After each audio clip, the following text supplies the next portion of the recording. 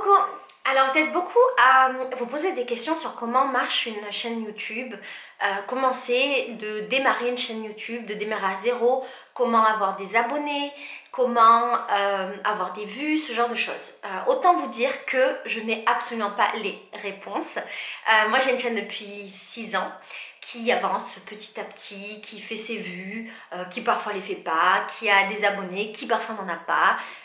Et j'avance un petit peu comme ça sans vraiment comprendre l'algorithme YouTube comme à peu près la plupart des youtubeurs parce qu'il change tout le temps. Et je me suis dit que là j'avais peut-être une occasion de pouvoir partager avec vous ce truc de youtubeur, de comment créer une chaîne et notamment comment créer une chaîne qui fonctionne. Mon idée est la suivante. Il y a quelques mois j'ai créé une chaîne YouTube brésilienne. J'ai essayé plein de choses sur cette chaîne. Ça a fonctionné ou pas fonctionné, on va le voir après, et j'ai envie de faire fonctionner cette chaîne. Du coup, mon idée, ce serait de partager avec vous tout ce que je fais, les étapes, quand j'expérimente des choses qui fonctionnent ou quand j'expérimente des choses qui ne fonctionnent pas, pour peut-être vous donner des idées ou au moins pour partager une expérience. Cette chaîne YouTube, je la démarre de zéro. Alors, elle n'a pas 0 abonnés parce qu'en fait, je l'ai créée il y a un moment, que j'en avais parlé sur ma chaîne principale et que du coup, j'ai une base d'à peu près 2000 abonnés. Mais 2000 abonnés, même si c'est beaucoup, c'est pas grand-chose par rapport aux objectifs que je me fixe. Cette chaîne-là, elle est sur le marché portugais. Cette chaîne-là, elle est destinée aux Brésiliens.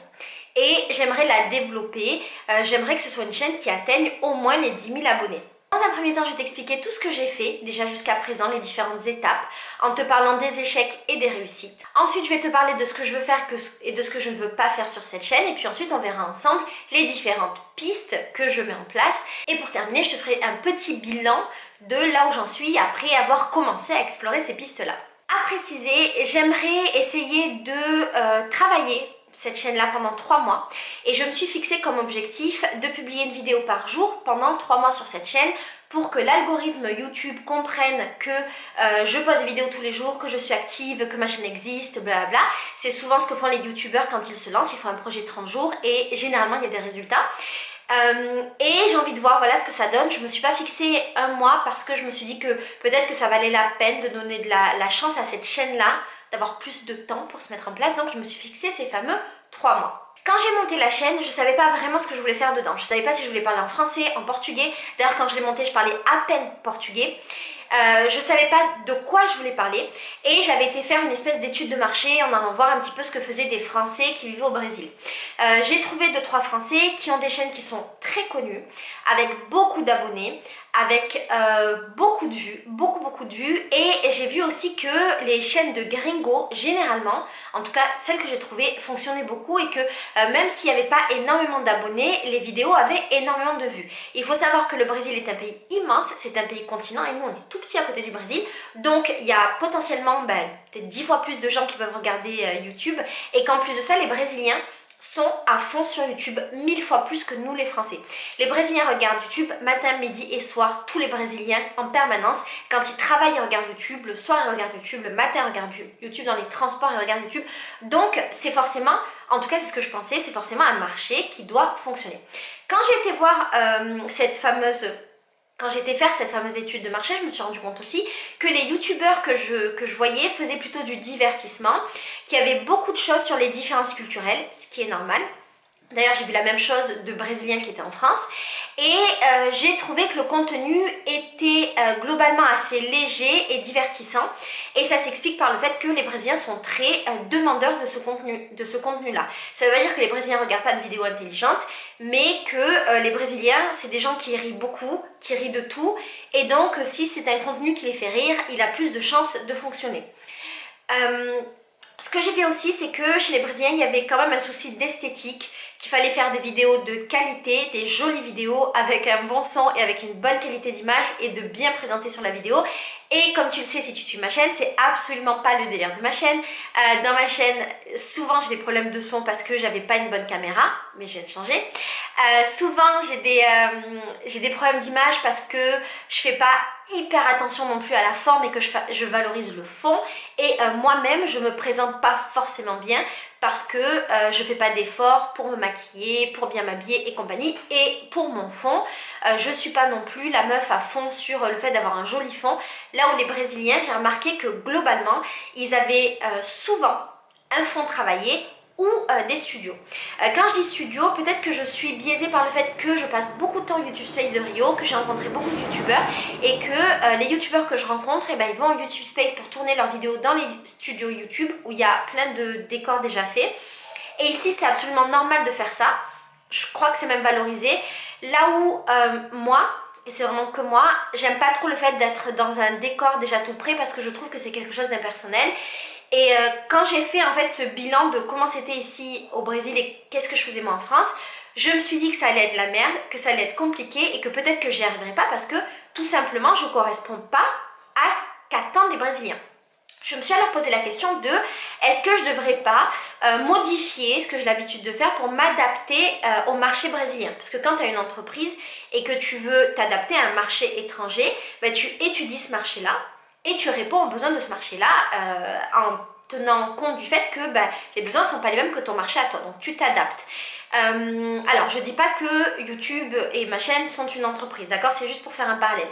Et alors, non, j'ai décidé de ne pas changer celle que j'étais et ça a été l'objet de beaucoup de discussions avec Landro qui n'était pas tout à fait d'accord avec moi, qui me demandait de faire un effort de présentation, de fond, de lumière, de son et compagnie parce qu'il m'a confirmé que c'était très important pour les Brésiliens et j'étais pas d'accord parce que mon but c'est que les Brésiliens m'aiment comme je suis et même si je pense que ce serait payant que je le fasse, je préfère que ce soit plus difficile mais que j'ai pas à faire cet effort là parce que je l'ai jamais fait en 6 ans sur ma chaîne et que ça me demanderait beaucoup trop d'énergie que j'ai pas envie de mettre là. Ma première vidéo je l'ai faite quand j'ai voulu parler pour la première fois en portugais et je m'étais dit ah ben je vais faire des vidéos où je vais parler de tout et de rien. Comme ça en fait les gens vont pouvoir voir l'évolution de la langue. Oi, meu nome é Letícia. Eu não falo português, mas entendi um pouco. Aqui, agora, é minha primeira vidéo no meu canal em português. Je me suis vite confrontée à un problème, à savoir que déjà j'avais pas assez de vocabulaire pour parler de tout et de rien, mais ok, ça aurait pu être la proposition, mais qu'en plus de ça, je savais pas vraiment de quoi j'avais envie de parler. Alors au début je me suis dit ok, je vais essayer de parler de mes démarches zéro déchet, je vais reprendre des sujets de mes anciennes vidéos françaises pour pouvoir en parler en portugais, pour le partager. Mais je parlais pas assez bien portugais pour pouvoir le faire. Après je me suis dit ok, je vais raconter des petites histoires rigolotes de ma vie, blablabla, et comme ça les gens vont voir comment j'évolue, ça va être marrant. J'ai essayé de faire ça, ça a été un échec et mes vidéos n'ont pas été vues. Après je me suis dit ok, peut-être que sur ma chaîne ce que je peux faire c'est faire une sorte de produit d'appel comme on peut faire dans le cadre d'une entreprise et là tu dois te dire que je réfléchis beaucoup en entreprise mais peut-être que c'est parce que je suis une entrepreneuse à la base et que du coup j'ai ce genre de mécanisme de réflexion donc je me suis dit ok, je vais lancer une sorte de produit d'appel et je vais donner des cours de français gratuits sur ma chaîne pour attirer des Brésiliens à ma chaîne et qu'après ils découvrent mon autre contenu et qu'ils s'abonnent pour mon contenu. Verbo être et un pouco comme o verbo ser. Le problème qui s'est posé, c'est que déjà, tout le monde ne peut pas donner des cours. Je pense qu'il y a une certaine compétence à avoir, une certaine pédagogie à avoir que moi, j'avais pas. Et que même si j'étais pleine de bonne volonté, bah, c'est pas ce que je sais faire en fait. Donc c'était compliqué. Et puis surtout, ça demandait beaucoup de travail pour un résultat qui n'était pas sûr. J'ai donc essayé de faire 2-3 vidéos toutes simples. Je m'étais dit, voilà, je vais faire des vidéos très simples sur des petits trucs. Ça n'a pas fonctionné du tout. Et il y a pas eu de vues, donc j'ai abandonné cette idée-là. Après, j'ai essayé, je te parle de mes échecs, j'ai eu quasiment que des échecs, mais c'est bien de comprendre en fait, parce que peut-être qu'un jour ma chaîne va marcher et au moins tu sauras pas ce par quoi je suis passée. Après, j'ai essayé de faire des vidéos qui parlaient de différences culturelles. Et entre-temps, j'ai laissé passer beaucoup de temps et je parlais mieux portugais. Je me suis dit, je vais parler de différences culturelles, mais j'avais pas spécialement envie de faire comme les autres youtubeurs français qui vivent au Brésil et de faire des choses un peu légères pour parler un peu de fun fact, de trucs rigolos. Je trouve ça cool, c'est très facile de rencontrer un public quand on fait ça, mais c'est pas forcément ce qui m'intéresse et moi j'ai envie d'essayer de parler de choses un peu plus profondes que par exemple la différence de bouffe française et brésilienne. Même si en vrai j'ai fini par faire une vidéo comme ça, mais pas sur le ton humoristique. Bref. É uma mistura geral Vocês mistura o arroz, batata, feijão.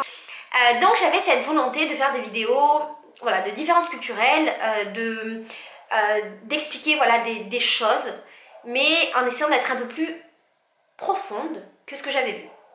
Ça n'a pas marché non plus, j'en ai fait quelques-unes et j'ai pas vraiment eu de vues. Si j'ai fait 300 vues sur les vidéos, c'est le grand max, alors que les vidéos qui font ça, ben, des fois elles ont 500 000 vues, 1 million de vues, alors qu'elles sont tout aussi simples que ce que je fais moi, parfois elles n'ont pas de décor, parfois elles n'ont pas, voilà, un truc de ouf, et ça se ressemble un peu sur la forme.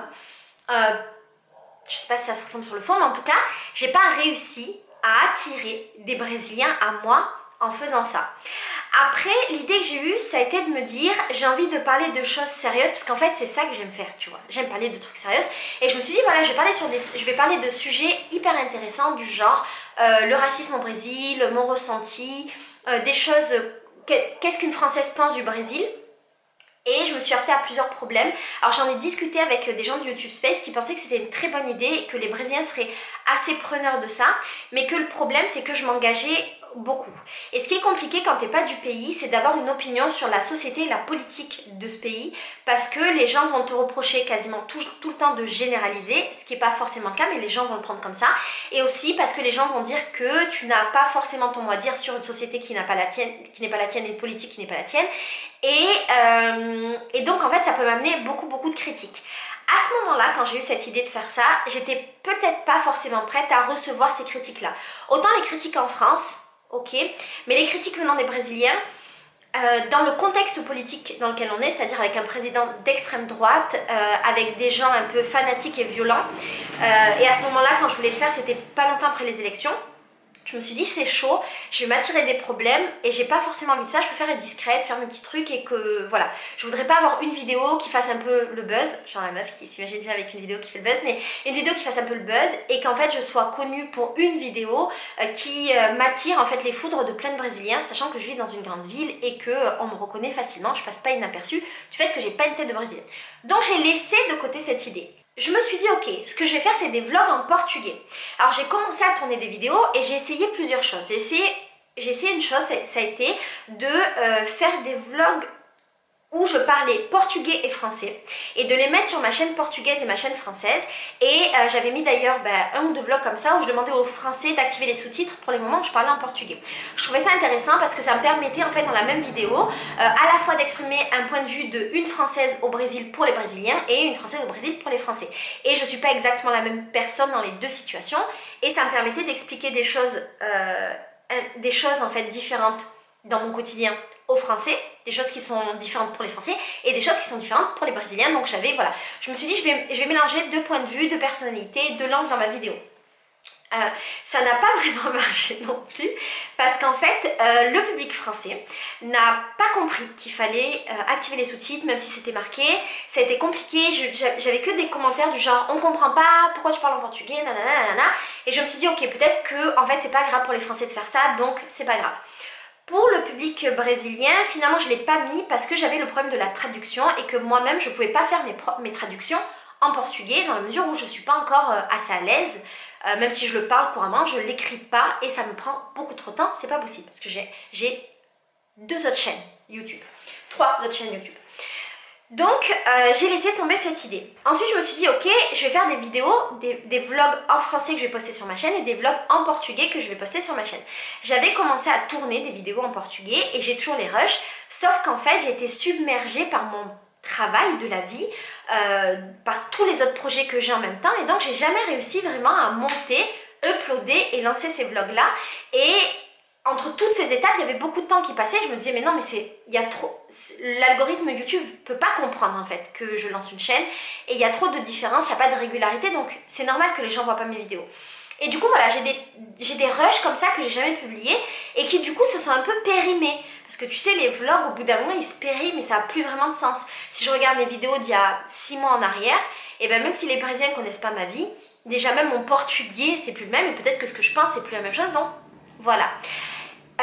Du coup là je me suis dit ok, ce que je vais faire c'est que je vais prendre mes vidéos de vacances avec Leandro et je vais essayer de jouer sur le fait que je suis une Française qui est en couple avec un Brésilien. On vient de 2 pays différents, on a 2 langues différentes et on vient de 2 classes sociales différentes parce que moi je suis déjà une Française, c'est un Brésilien. En plus de ça, je vis dans la classe, je vis à Sainte-Thérèse, un quartier, et j'ai une vie et un quartier très classe moyenne haute quand même, et lui vient d'une favela, donc c'est plutôt classe moyenne basse, et ça c'est assez particulier en fait au Brésil que des gens qui sont pas du même milieu social se mélangent. Voilà, c'est pas quelque chose qu'on voit tout le temps non plus, et donc je me suis dit je vais essayer de jouer sur ça pour que les Brésiliens aiment ma personnalité et aiment en fait le fait d'assister aux vidéos d'une Française qui vit au Brésil en voyant mon point de vue et mes interactions avec mon mec brésilien. Finalement, le problème auquel j'étais heurtée à ce moment-là, c'était justement le fait que j'avais pas la possibilité de traduire les parties en français. J'avais traduit les parties en portugais sur ma chaîne française parce que ces vidéos-là sont sorties il y a 1 an d'ailleurs. Et j'avais pas cette possibilité là, et ce qui était quand même bien c'est que justement il n'y avait pas vraiment de temporalité dans ces vidéos vu que c'est des vidéos de vacances et que voilà, c'était pas très grave. Donc j'ai contracté une Française qui vit au Brésil pour traduire mes vidéos, et ça me permettait d'avoir une piste en fait pour essayer voilà, d'avoir du contenu sur ma chaîne qui était en français portugais, traduit, machin. Ce qui est compliqué dans mon cas, c'est que ma chaîne brésilienne ne me rapporte pas d'argent, elle n'est pas monétisée, elle n'est pas monétisable pour l'instant, donc elle ne me rapporte pas d'argent. Et au même moment où je contractais cette petite, mes vidéos, mes revenus YouTube se sont divisés par 2 à cause des différentes démonétisations dont je suis encore aujourd'hui victime. Et donc là où avant je gagnais 1000 et quelques euros par mois, maintenant je suis à 400-500 euros par mois, ce qui fait que j'ai moins de budget sur YouTube. Et je me disais, finalement, je vais payer quelqu'un pour traduire mes vidéos qui ne me rapporteront pas d'argent. Et est-ce qu'un jour je gagnerai vraiment de l'argent avec ces vidéos ou pas? Est-ce que c'est pas de l'argent un peu perdu? Donc j'étais un peu dans ce truc-là qui me semblait très compliqué à gérer. Et je me suis dit, ce que je vais faire, c'est que je vais commencer à faire des vidéos qu'en portugais. Et j'ai écrit plein de vidéos, mais qu'est-ce qui s'est passé?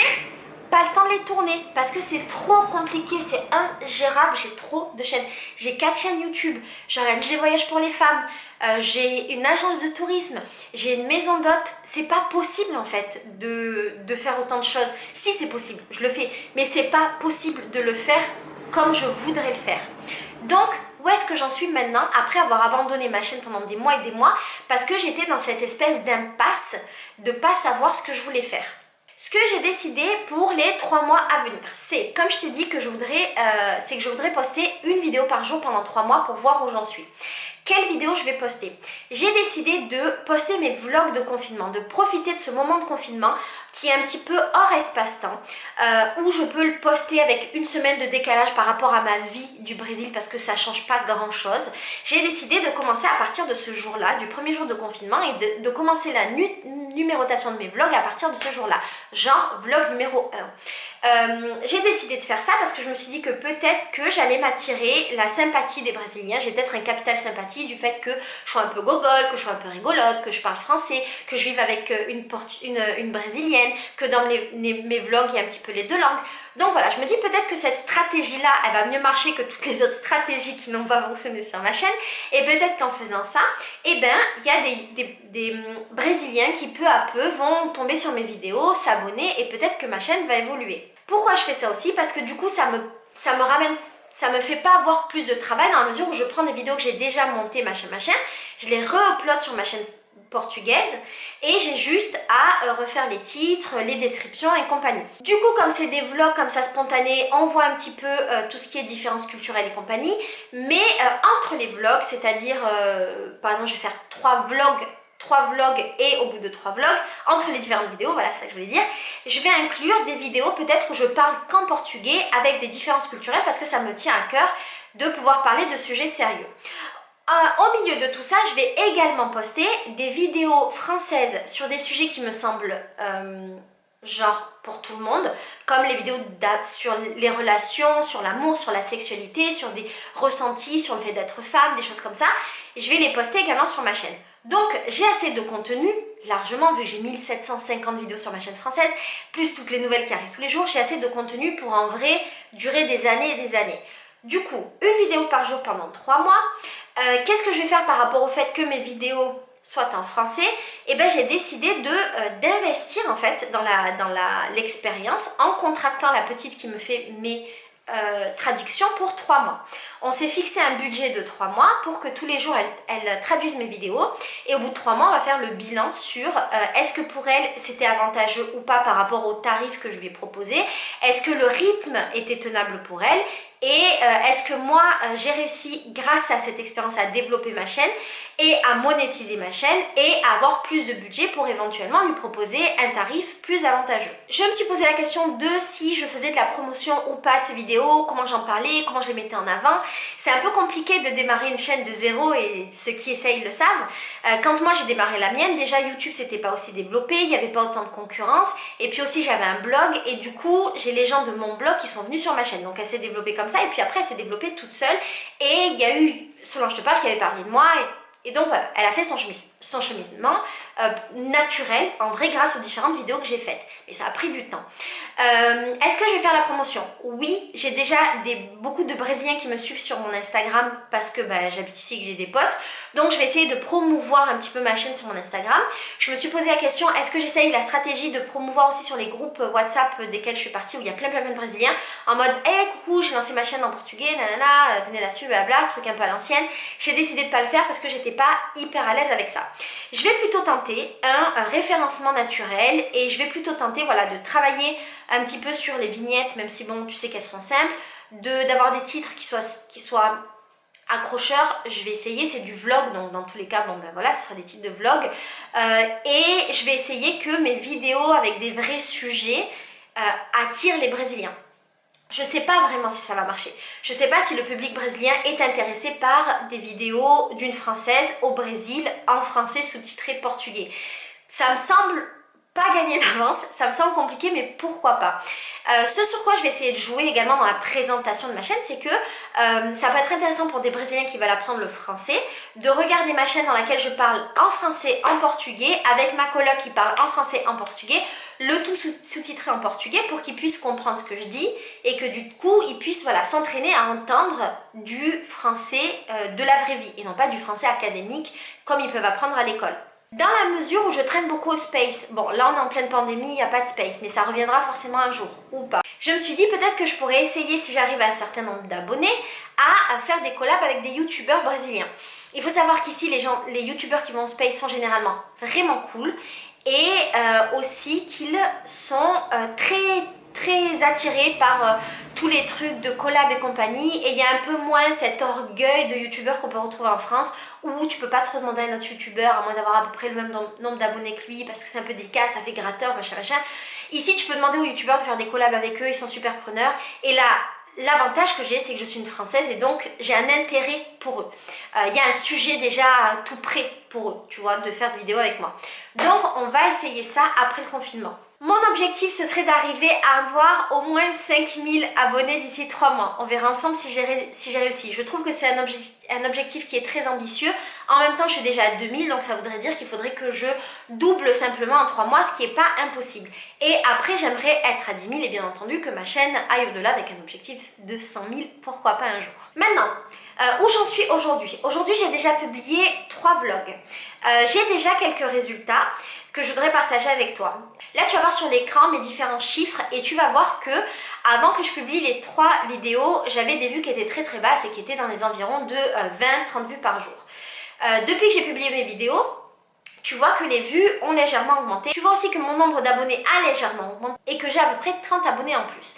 Alors, je sais que c'est pas grand chose, bien évidemment, mais quand j'ai commencé ma chaîne YouTube, je me souviens que dès que j'avais 1 ou 2 nouveaux abonnés, je le voyais, que j'étais la meuf la plus heureuse du monde, et quand j'avais 50 vues pour une vidéo, j'étais aussi la meuf la plus heureuse du monde. Et c'est hyper intéressant pour moi de retourner à ce stade-là, où en fait je me contentais de peu et où tout pouvait être que mieux, parce qu'en fait j'avais pas cette pression d'avoir déjà eu des bons résultats avant.